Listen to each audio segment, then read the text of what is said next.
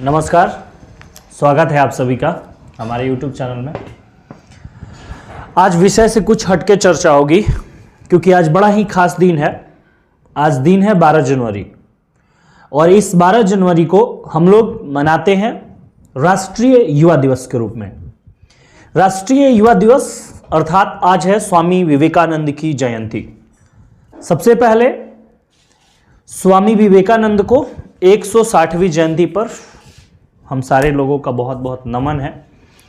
और स्वामी विवेकानंद ने कहा था कि दुनिया को जैसा देखोगे वैसा ही नजर आएगी, इसीलिए दूसरों में कमियां निकालना छोड़िए, अगर हो सके तो दूसरों के कष्ट दूर करने पर ध्यान दीजिए। इतना बड़ा सोच रखने वाले विवेकानंद के जीवन के बारे में सारे युवाओं को जानना चाहिए, क्योंकि युवा ही वो शक्ति है जो इस देश का निर्माण करता है। विश्व में भारतीय संस्कृति को गौरवान्वित करने वाले तथा युवाओं के प्रेरणा स्रोत स्वामी विवेकानंद के जीवन के कुछ अनसुने किस्से जो सारे लोगों तक नहीं पहुंच पाते हैं, उसमें से कुछ छोटे छोटे किस्से मैं आज आपको बताऊंगा, जिससे आप प्रेरणा लेकर अपने जीवन को अमूल्य बना सकते हैं। एक बार विवेकानंद भारत के पूरे यात्रा पर निकले थे और किसी ने उनसे कहा कि स्वामी जी, आप इतनी कम आयु में इतनी ज्यादा यात्रा कर रहे हैं, हो सकता है कि आने वाले इतिहास में आपको इसका श्रेय मिले या ना मिले। बड़ा ही छोटा 2 लाइन का उन्होंने वाक्य कहा था कि जिस दिन इंसान श्रेय लेना छोड़कर अपना कार्य करना शुरू कर देगा, उस दिन से दुनिया बदल जाएगी। हम लोग काम कम करते हैं, श्रेय ज्यादा लेते हैं। तो स्वामी विवेकानंद ने एक बात कहा, 5 शब्द उन्होंने कहा, पैसा कमाएं बहुत अच्छी चीज है, पर चरित्र ना गवाएं, और किसी से मदद ले लेकिन किसी से समझौता ना करें।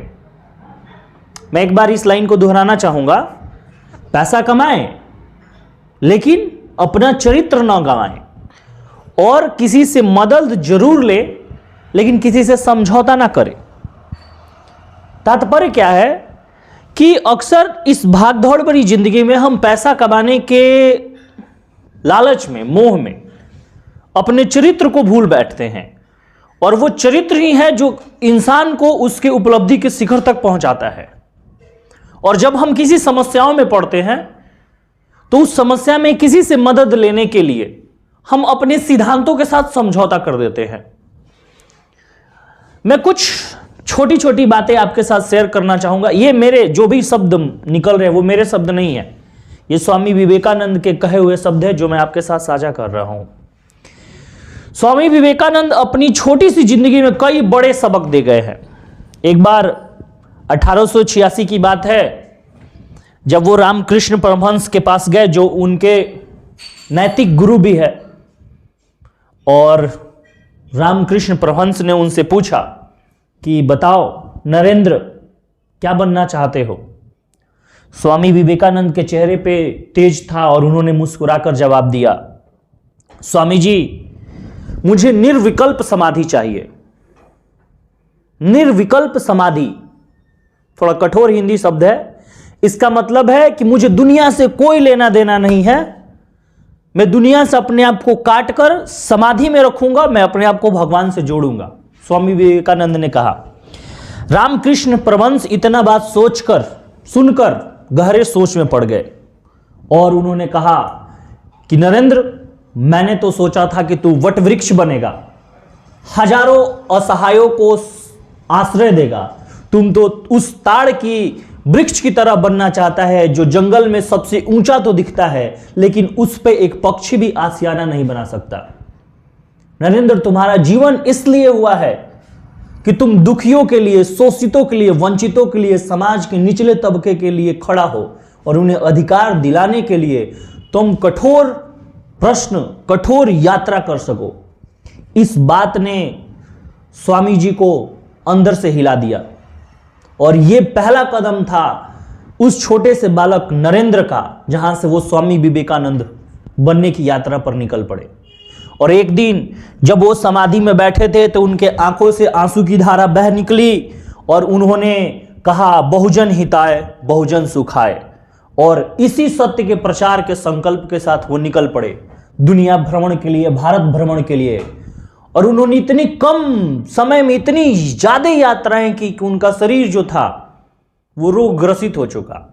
लेकिन स्वामी विवेकानंद ने हमेशा अपने जीवन में एक चीज का बहुत ही ज्यादा महत्व दिया, बहुजन हिताय बहुजन सुखाय। लोगों के भलाई के लिए, लोगों के सुख के लिए मुझे कुछ कष्ट भी उठाने पड़े तो वो चलेंगे। और इसी रास्ते को पकड़कर स्वामी विवेकानंद आगे बढ़ गए। चलिए मैं उनके जीवन के कुछ 5 अनसुने किस्से आपके साथ शेयर करता हूं और आपको बताता हूं, जिससे आप स्वामी विवेकानंद के व्यक्तित्व के बारे में अंदाजा लगा सकते हैं। स्वामी विवेकानंद को हम लोग स्वामी तो कहते हैं, अर्थात वो गुरुओं में गुरु हैं, उनसे सीखने को तो बहुत कुछ मिलता है। लेकिन स्वामी विवेकानंद को जब भी मौका मिलता था वो एक शिष्य बनकर कहीं से भी ज्ञान आता था उस पर झपट पड़ते थे। चाहे वो ज्ञान उनके मित्र के द्वारा आ रहा हो, ज्ञान किसी साथी के द्वारा आ रहा हो, या कहीं से भी उनको सीखने को मिलता था, उनकी लालसा होती थी कि मैं सदैव सीखता रहूं और सीखकर दुनिया को सिखाता रहूं। एक बार की बात है, स्वामी जी बनारस में दुर्गा मंदिर से निकल रहे थे। उनके हाथ में कुछ पोटली थी और जैसे ही वो मंदिर से बाहर निकले, सीढ़ियों से जा रहे थे, एक छोटा सा बंदर का झुंड उनका पीछा करने लगा। स्वामी जी ने पाया कि वो बंदर के झुंड से चारों ओर घिर चुके हैं। स्वामी जी थोड़ा भयभीत हुए और तेज कदमों से आगे बढ़ने लगे और तेजी से जाए जा रहे थे, बंदर उनके पीछे भागे जा रहे थे। एक सन्यासी ने देखा और जोर से ठक्का मार के हंस पड़े। स्वामी जी ने नाराज शब्दों में पूछा, क्यों महात्मा, आपको मुझ पर हंसी आ रही है? ये बंदर मुझे भगाए जा रहे हैं, दौड़ाए जा रहे हैं। उस सन्यासी ने कहा कि स्वामी जी आप रुकिए और पलट के उस बंदरों की ओर ढीठता से देखिए।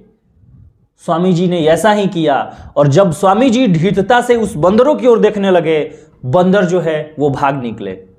ये छोटा सा प्रसंग को स्वामी जी ने अपने एक मित्र के साथ पत्र लिखते हुए बताया कि हमारे जीवन में भी समस्याओं का कुछ यूं ही है।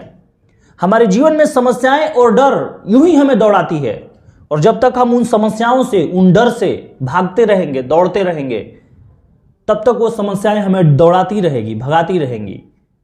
लेकिन जिस दिन उस समस्याओं से, उस डर से हम लड़ने के लिए खड़े हो जाएंगे, वो समस्याएं हमारे जीवन से भाग जाएगी। विद्यार्थियों, आपका परीक्षा का समय है, आपके लिए काफी ज्यादा महत्वपूर्ण हो सकता है। किसी भी प्रकार की समस्या के लिए आप उससे भागिए नहीं, बल्कि खड़े हो जाइए निडर होकर और उससे लड़िए और उस समस्या से तब तक लड़िए जब तक उसको आप हरा ना दें। एक छोटा सा और किस्सा है। स्वामी जी ने कहा कि दोस्त भले एक ही हो पर उसका होना जरूरी है।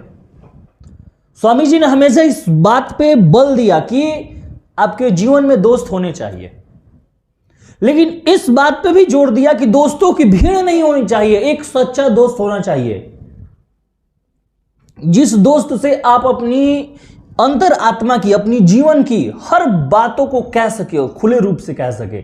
आप ऐसे दोस्त बनाइए। आप फेसबुक वाले वो 5000 दोस्त ना बनाइए जो बस सिर्फ लाइक्स के लिए आते हैं। वो दोस्त आपकी जिंदगी को अच्छे नहीं कर सकते। आप एक ऐसा खूबसूरत दोस्त बनाइए जो आपकी कमियों को दूर करने के लिए आपको कठोर वचन कहे। आप एक ऐसा दोस्त बनाइए जो आपको आगे बढ़ाने के लिए खुद भी पीछे रह जाए। आप एक ऐसा दोस्त बनाइए जिससे आप अपनी जिंदगी की हर बातों को खुले रूप से कह सके, वो भी आपकी भलाई के लिए सोचे और आप भी आपके भलाई के लिए सोचे। स्वामी विवेकानंद ने कहा कि दोस्त भले एक ही हो पर उसका होना बहुत ही जरूरी है। एक और बहुत ही प्रासंगिक किस्सा है। एक बार स्वामी जी से पूछा गया कि स्वामी जी, आप विधुर विवाह, जिसे हम लोग विधवा विवाह कहते हैं, इस पर आप क्या सोचते हैं? स्वामी विवेकानंद ने झट से जवाब दिया। वो हाजिर जवाब तो थे ही कि मैं कौन होता हूं महिलाओं के बारे में सोचने वाला। इतना कहते ही सामने वाला व्यक्ति चौंक पड़ा और तभी स्वामी जी ने कहा कि महिलाओं को बस शिक्षित कीजिए, उन्हें खुद फैसला लेने का अधिकार दीजिए। महिलाओं की जिंदगी में हस्तक्षेप करने वाले हम कौन होते हैं कि हम तय करें कि महिलाएं ऐसे जिएंगी, हम तय करें कि महिलाएं ये खाएंगी, हम तय करें कि महिलाएं इतनी शिक्षा लेंगी। ये हम कौन होते हैं ये तय करने वाले कि महिलाओं की जिंदगी कैसी होनी चाहिए। इससे आप पता लगा सकते हैं कि स्वामी विवेकानंद महिलाओं को शिक्षित करने के लिए कितने ज्यादा चिंतित थे और हमेशा वो इस बात पे बल देते थे कि महिलाओं को बस शिक्षित कर दीजिए, वो अपने अधिकार के लिए तो स्वयं ही लड़ लेंगी। इसी तरह से एक बड़ा ही शानदार किस्सा है। स्वामी जी ने कहा कि अंधविश्वास जो है वो अधर्म सिखाता है और धर्म जो है वो विश्वास सिखाता है। यदि आप धर्म को मानने वाले हैं तो आपके अंदर विश्वास होगा, अपने प्रभु पे विश्वास होगा, अपने मित्र पे विश्वास होगा, अपने माता पिता पे विश्वास होगा, अपने कर्म पे विश्वास होगा, अपने कार्य पे विश्वास होगा। लेकिन यदि आप अधर्म के रास्ते पे है तो आप अंधविश्वासी है, आप हर किसी को शक की निगाहों से देखेंगे। और स्वामी जी ने पहले ही कहा है कि दुनिया को जैसा आप देखोगे आपको दुनिया वैसी ही दिखेगी। आप कहीं सुगंध की खोज में हो तो आपको सुगंध दिखेगा और कहीं आप दुर्गंध की खोज में हो तो आपको दुर्गंध दिखेगा। यही दुनिया है। स्वामी जी के एक अनमोल विचार के साथ और आगे बढ़ते हैं और इस छोटी सी चर्चा को समाप्त करेंगे कि चरित्र के साथ काम करें, पैसा कमाए चरित्र के साथ समझौता ना करें, और जो शिक्षा ले वो भी चरित्र के साथ ले। मतलब शिक्षा तभी आपको आगे बढ़ा सकती है जब उस शिक्षा में क्या हो, चरित्र हो। दुर्योधन ने भी शिक्षा लिया था लेकिन उसके पास चरित्र नहीं था। रावण भी शिक्षित था, वेदों का ज्ञान था उसे, लेकिन वो शिक्षित था लेकिन उसके पास चरित्र नहीं था। तो ऐसे तमाम व्यक्ति हुए जिन्होंने सिर्फ शिक्षा ली लेकिन चरित्र नहीं लिया। स्वामी जी का मानना था कि आप पहले चरित्रवान बने फिर शिक्षित बने। शिक्षा हासिल करके कुछ नहीं होगा, पहले चरित्रवान बने। और स्वामी विवेकानंद कहते थे कि आप इतने चरित्रवान बन जाए कि जब आप किसी महिला के साथ हो तो उस महिला को बस इस बात का आभास हो कि मेरे साथ एक मनुष्य खड़ा है, मेरे साथ एक पुरुष खड़ा नहीं है। स्वामी विवेकानंद के विचार थे। तो आप इस विचार को कितना अपने जीवन में आत्मसात कर सकते हैं और इससे आप क्या सीख सकते हैं। मेरी तो आशा रहेगी कि जो छोटी सी स्वामी विवेकानंद के समुद्र भरे जीवन से मैंने छोटा सा अंजलि भर जल निकाल के आपको दिया, उससे शायद आपको कुछ सीख मिले और आपका भी जीवन परिवर्तित हो। बहुत बहुत शुभकामनाओं के साथ एक बार स्वामी विवेकानंद को और हम नमन करते हैं।